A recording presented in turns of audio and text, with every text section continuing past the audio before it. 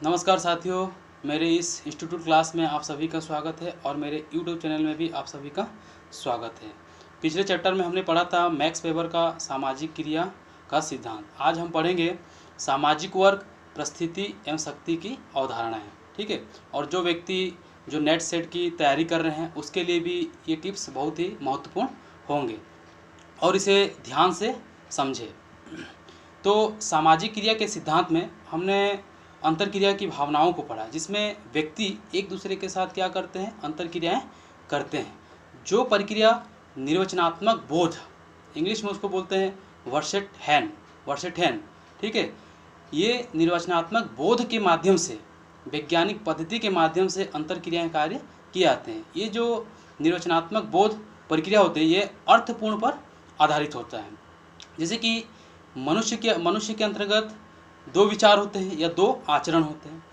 पहले आचरण में क्या है, व्यक्ति उसकी भावनाओं को बहुत ही सरल तरीके से समझ सकता है और दूसरा आचरण बहुत ही सूक्ष्म और गहन होता है। इस प्रकार के आचरण को रेफ्लेक्स एक्शन भी कहते हैं। इस प्रकार के आचरण को कोई अर्थ नहीं होता है। ठीक है, ये जो दूसरे प्रकार का जो आचरण होता है, जो सूक्ष्म और गहन होता है, इसमें किसी भी प्रकार का अर्थपूर्ण नहीं होता है। इसके द्वारा प्रयोजन को समझा जा सकता है। अब हम देखते हैं सामाजिक वर्ग। मैक्स वेबर का सामाजिक जो वर्ग है वो किस पर आधारित है, वो आर्थिक आधारों पर आधारित होता है। ठीक है, जैसे कि कार्ल मार्क्स ने अपने सामाजिक वर्ग में किसको महत्व दिया है, वर्ग चेतना को महत्व दिया है। जहाँ एक वर्ग में बहुत सारे समूह के लोग होते हैं और सभी क्या करते हैं, एक समान प्रतिष्ठा के अनुसार कार्य करते हैं। तो ठीक है, मैक्स वेबर में भी क्या है, सामाजिक वर्ग जो आर्थिक आधारों पर आधारित होता है, लेकिन इसमें भी उन्होंने क्या किया है, आर्थिक आधारों और सामाजिक प्रक्रियाओं दोनों के मध्य अंतरक्रियाएं कार्य किया है और इसी कारण उसने सामाजिक वर्ग के अध्ययन में दोनों कारकों को उचित स्थान एवं महत्व दिया है। मैक्स वेबर के अनुसार सामाजिक वर्ग जो होता है वो सामाजिक व्यवस्था पर आधारित होता है। अब इसमें सामाजिक व्यवस्था की बात आ जाती है, तो सामाजिक व्यवस्था क्या होता है, तो मैक्स वेबर का जो सामाजिक व्यवस्था होता है वो शक्ति पर आधारित होता है। इस बात को नोट कर लीजिएगा। मैक्स वेबर का जो सामाजिक व्यवस्था है वो किस पर आधारित होता है, शक्ति पर आधारित होता है। सामाजिक व्यवस्था आखिर होता क्या है, जो समाज के अंतर्गत जो नियम होते हैं, जो कानून के द्वारा बनाए गए होते हैं, तो उसको हम क्या बोलते हैं, सामाजिक वर्ग। और उसी के अंतर्गत आते हैं आर्थिक कारक, जिसमें वस्तुओं और सेवाओं का उत्पादन किया जाता है। तो ये दोनों प्रक्रियाएं किस पर आधारित होती है, वैधानिक शक्ति पर आधारित होती है। मैक्स वेबर की सामाजिक वर्ग को समझने से पहले हम उसकी सामाजिक व्यवस्था को संपूर्ण रूप से समझ लेते हैं। मैक्स वेबर के अनुसार सामाजिक व्यवस्था की व्याख्या किस पर आधारित है, मैंने आपको बताया था शक्ति पर आधारित है, कि यह अवधारणा प्रारंभ शक्ति पर ही होती है। सामाजिक व्यवस्था शक्ति पर आधारित होती है। शक्ति से मैक्स वेबर का तात्पर्य ये होता है, जब कोई समूह दूसरे समूह के विरोध के बावजूद भी अपनी आवश्यकताओं की पूर्ति स्वयं करता ही है।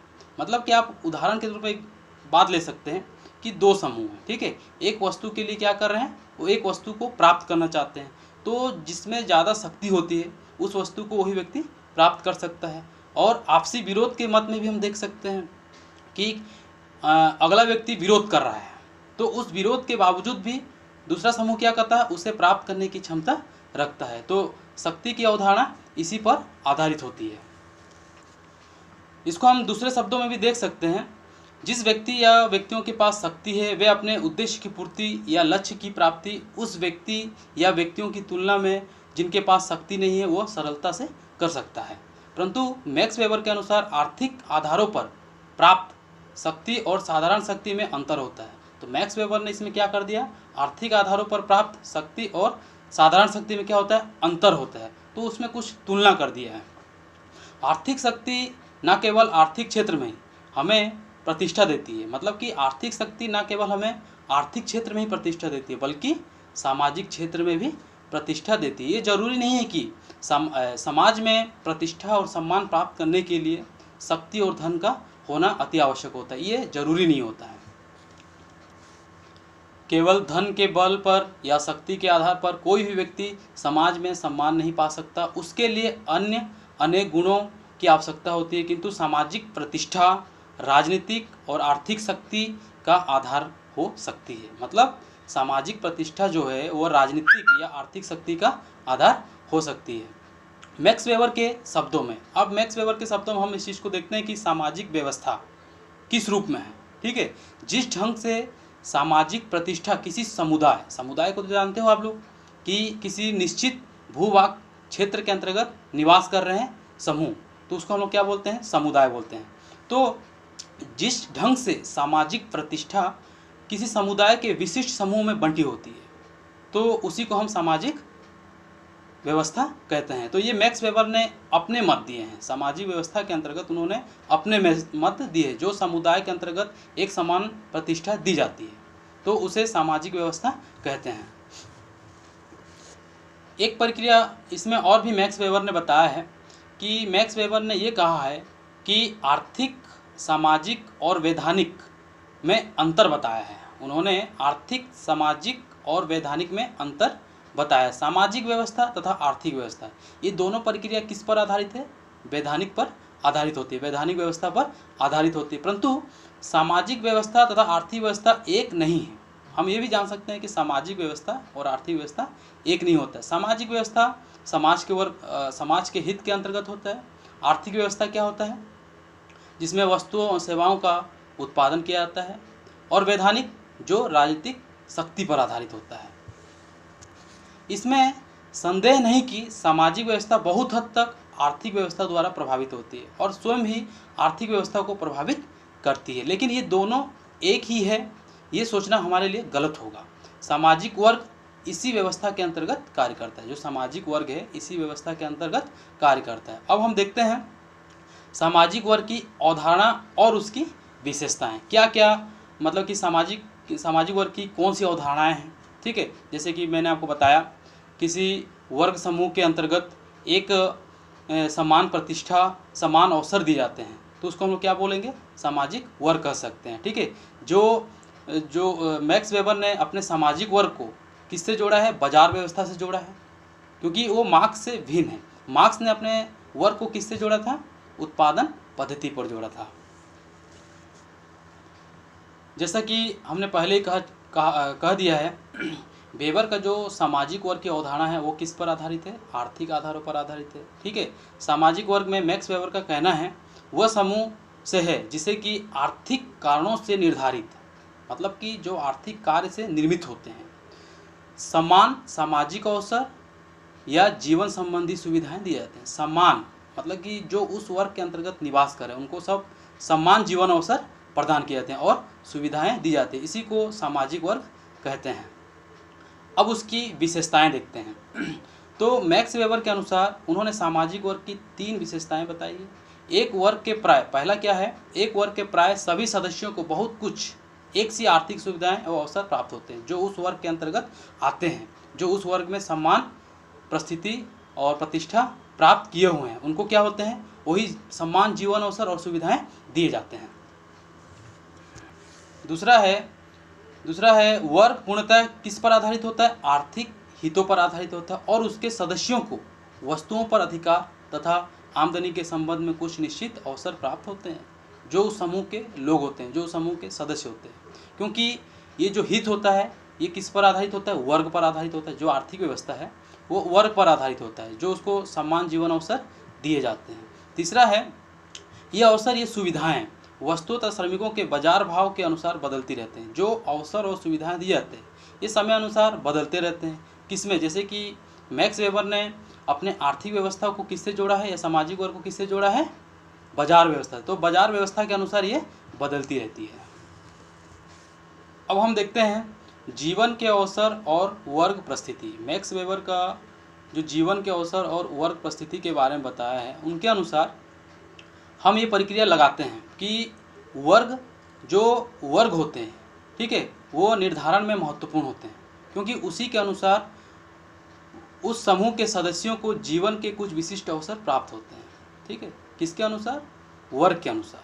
ठीक है, वर्ग के अनुसार ही समूह के सदस्यों को कुछ जीवन के अवसर प्राप्त होते हैं। जिसके पास अधिक धन है उसके पास जीवन यापन के अनेक प्रकार के साधन होते हैं। ठीक है, और घूमने फिरने के साधन होते हैं, सिंचाई के साधन होते हैं और अपने जीवन को उच्च स्तर में जीने के साधन होते हैं, अनेक प्रकार के साधन होते हैं, ठीक है। और उसके विपरीत जिसके पास संपत्ति धन नहीं है तो वो क्या करता है, केवल अपने श्रम और सेवाओं को बेचते हैं। जिसके पास संपत्ति नहीं है वो अपने श्रम और सेवाओं को बेचते हैं। यही उसके जीवित रहने का एकमात्र साधन है। किसके? जिसके पास धन और संपत्ति नहीं है। इस प्रकार संपत्ति का होना और संपत्ति का ना होना समस्त प्रकार के वर्गों का आधार है। मतलब कि संपत्ति का होना ना होना यही वर्गों का एक आधार होता है। इसी में जीवन के अवसर को हम लोग देख सकते हैं। इसको स्पष्ट रूप से हम देख सकते हैं, जिनके पास संपत्ति है, जिसके पास धन है, उस व्यक्ति के पास क्या है, जीवन अवसर के अनेक प्रकार के साधन होते हैं। अपने जीवन को अपने ढंग से जीते हैं, ठीक है। और मतलब कि खरीदारी करने के लिए, अपने जीवन यापन को आगे बढ़ाने के लिए अनेक प्रकार के साधन होते हैं। और जिनके पास संपत्ति नहीं है वो सिर्फ क्या करते हैं, अपने श्रम और सेवाओं को बेचते हैं। इसी प्रकार उन्होंने समाज को मोटे तौर पर दो वर्गों में विभाजित कर दिया। पहला वर्ग क्या है, जिसके पास संपत्ति अधिक है, और दूसरा वर्ग क्या है, जिसके पास संपत्तिहीन वर्ग। मतलब हम उसको स्पष्ट कर सकते हैं, संपत्तिहीन वर्ग।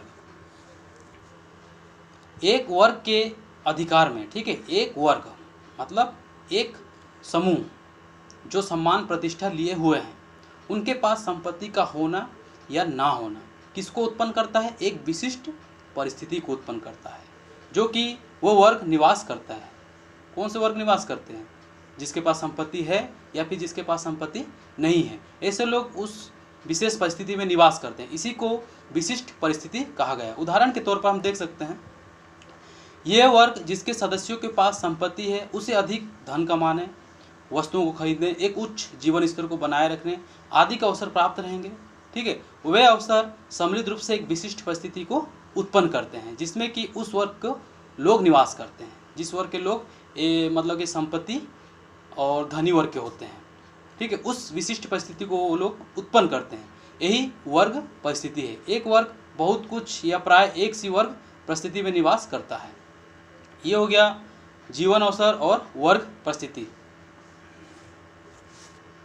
अब हम देखते हैं वर्गों का वर्गीकरण। तो हमने पहले भी कह दिया है कि यहाँ पर वर्गों को दो भागों में विभाजित कर दिया गया है। एक हो गया संपत्ति जिसके पास धन संपत्ति है, एक वर्ग ये हो गया, और दूसरा वर्ग संपत्तिहीन वर्ग जिसके पास धन संपत्ति नहीं है, ठीक है। इन मुख्य वर्गों को हम और भी अनेक प्रकार से विभाजित कर सकते हैं। संपत्ति, पहला हो गया संपत्ति के प्रकार। संपत्ति के प्रकार कई प्रकार के होते हैं, किस प्रकार के अधिकार होते हैं। दूसरा हो गया सेवाओं के प्रकार के आधार पर किया जा सकता है, सेवाओं के प्रकार के आधार पर किया जा सकता है, ठीक है। तो ये दो प्रकार की प्रक्रिया हैं। जैसे कि दूसरे शब्दों में एक समूह का किस प्रकार का संपत्ति पर अधिकार होता है, हम ये कह सकते हैं कि एक समूह का किस प्रकार के संपत्ति पर अधिकार होता है, या वह श्रम बाजार में किस प्रकार की सेवाओं को बेचता है। इन आधारों पर भी वर्गों का हम विभाजन कर सकते हैं। मतलब कि मनुष्य के पास किस प्रकार की संपत्ति का अधिकार है, किस प्रकार वो अपनी सेवाओं को देता है, किस प्रकार अपनी सेवाओं को बेचता है, तो इसके आधार पर भी हम कर सकते हैं। जैसे कि उदाहरण के तौर पर एक वर्ग का मिलों पर अधिकार है। एक वर्ग है तो एक कारखाना है, उन पर उनका अधिकार होता है, तो उसे हम क्या कहेंगे, मिल मालिक वर्ग कहते हैं। इसी प्रकार एक वर्ग जो कि एक दफ्तर में लिखने पढ़ने से संबंधित सेवाएं देता है, एक वर्ग है जो किसी दफ्तर में लिखने पढ़ने का कार्य करता है, तो उसे हम क्या कहेंगे, क्लर्क वर्ग कहा जाता है। इस प्रकार मैक्स वेबर के मतानुसार जिनके पास संपत्ति नहीं है और वो अपनी सेवाएं देते हैं, तो वो अपने अनेक प्रकार के उपवर्गों में और अपनी सेवाओं में बंटे रहते हैं। बल्कि उन सेवाओं को जिस ढंग से उपभोग में लाया जाता है उसके अनुसार भी उनमें अनेक प्रकार के भेद होते हैं। उदाहरण के लिए क्लर्क को ही लीजिए, ये लोग एक विशेष प्रकार की सेवा करते हैं, इस कारण उन्हें एक वर्ग जिसे कि क्लर्क वर्ग कहते हैं। मतलब कि ये विशेष प्रकार की सेवाएं देते हैं। आप लोग देखते होंगे सरकारी दफ्तरों में अनेक प्रकार के क्लर्क के लोग रहते हैं, कार्य करते हैं, अनेक प्रकार के सेवाएं देते हैं के अंतर्गत उन्हें हम क्या कहेंगे, क्लर्क वर्ग कहते हैं। तो उन्हीं के अंतर्गत, परंतु इन्हीं क्लर्कों की सेवाओं को विभिन्न प्रकार से उपभोग में लाया जाता है। मतलब कि इन्हीं क्लर्कों को विभिन्न प्रकार के उपभोग में लाते हैं अपने कार्य को पूरा करने के लिए, और उसी के अनुसार ये वर्ग अनेक उपवर्गों में बढ़ जाते हैं, और यही जो क्लर्क वर्ग होता है वो अनेक उपवर्गों में बढ़ जाते हैं। वेबर ने वर्ग को 3 भागों में बांट दिया है। मैक्स वेबर ने वर्ग को 3 भागों में बांट दिया। एक हो गया संपत्ति वर्ग, एक हो गया उपलब्धि वर्ग, और एक हो गया मध्यम वर्ग। तो सबसे पहले हम देखते हैं संपत्ति वर्ग। इस वर्ग के अंतर्गत वे लोग आते हैं जिनमें संपत्ति के स्वामी उन लोगों को कहते हैं जिन पर संपत्ति का उनका प्रत्यक्ष रूप से नियंत्रण रखते हैं। मतलब कि अपनी संपत्ति पर प्रत्यक्ष रूप से नियंत्रण रखते हैं। इनकी आय का मुख्य साधन, उनकी आय का जो मुख्य साधन होता है संपत्ति का किराया होता है। मतलब कि उसी संपत्ति के आधार पर लोग क्या करते हैं, संपत्ति का निष्पादन करते हैं, संपत्ति को और भी बढ़ाते हैं, आगे अर्जित करते हैं। मतलब कि संपत्ति से ही संपत्ति का लाभ कमाते हैं। जहाँ एक वर्ग सुविधा संपन्न होता है, और मतलब कि ऐसे वर्ग के लोगों को अनेक प्रकार की सुविधाएं मिल जाती है। जहाँ एक वर्ग सुविधा संपन्न होता है तो दूसरी वर्ग में क्या होता है, सुविधाहीन होते हैं। ठीक है, ऐसे लोगों को मैक्स वेबर ने क्या कहा है, नकारात्मक विशेषाधिकार वर्ग के अंतर्गत आते हैं। ऐसे लोग नकारात्मक विशेषाधिकार के अंतर्गत आते हैं जिसके पास संपत्ति नहीं है और उनके पास विभिन्न प्रकार की सुविधाएं भी नहीं है। वो सिर्फ क्या करते हैं, अपने श्रम और सेवाओं को बेचते हैं। अब दूसरा है उपलब्धि वर्ग। ठीक है, इस वर्ग के अंतर्गत दो प्रक्रिया आती है। एक हो गया सकारात्मक विशेषाधिकार उपलब्धि वर्ग, और दूसरा क्या है, नकारात्मक विशेषाधिकार उपलब्धि वर्ग। सकारात्मक विशेषाधिकार उपलब्धि वर्ग वे होते हैं जो संपत्ति वर्ग के अंतर्गत आते हैं, जहाँ पर संपत्ति पर प्रत्यक्ष रूप से नियंत्रण रखते हैं, वैसे लोग आते हैं। और जहाँ नकारात्मक विशेषाधिकार उपलब्धि वर्ग, जिसके पास संपत्तिहीन होते हैं, जो संपत्तिहीन लोग होते हैं जिसके पास संपत्ति नहीं होती है, वो क्या करते हैं, अपने श्रम और सेवाओं को बेचते हैं। ठीक है, तो उपलब्धि वर्ग के अंतर्गत जैसे कि जो संपत्ति प्रभुत्व व्यक्ति आते हैं जिनका उत्पादन प्रतिष्ठान पर नियंत्रण है, जिनका जो उत्पादन होता है वो प्रतिष्ठान मतलब कि उच्च स्तर पर नियंत्रण है। यह वर्ग अपने हित में आर्थिक नीति को अपने पक्ष में प्रभावित करता है। जो ये उपलब्धि वर्ग होता है वो जो उपलब्धि वर्ग है वो वर्ग अपने हित में क्या करता है, आर्थिक नीति को अपने पक्ष में प्रभावित करता है। जो आर्थिक नीति होता है उसको अपने पक्ष में निष्पादित कर देता है। फिर तीसरा है मध्यम वर्ग। इस वर्ग के अंतर्गत वे लोग आते हैं जो सकारात्मक और नकारात्मक उनके मध्य के लोग इसके अंतर्गत आते हैं। ये वर्ग दोनों वर्ग के मध्य का होने के कारण ना तो पूर्ण रूप से धनवान होते हैं और ना ही पूर्ण रूप से गरीब होते हैं। ठीक है, सामान्य रूप से जो नौकरी करने वाले लोग होते हैं वो इस वर्ग के अंतर्गत आते हैं। तो मध्यम वर्ग का मतलब यही होता है, जो सकारात्मक विशेषाधिकार उपलब्धि वर्ग और नकारात्मक विशेषाधिकार उपलब्धि वर्ग, इन दोनों के मध्य के बीच वाले को हम क्या बोलेंगे, मध्यम वर्ग।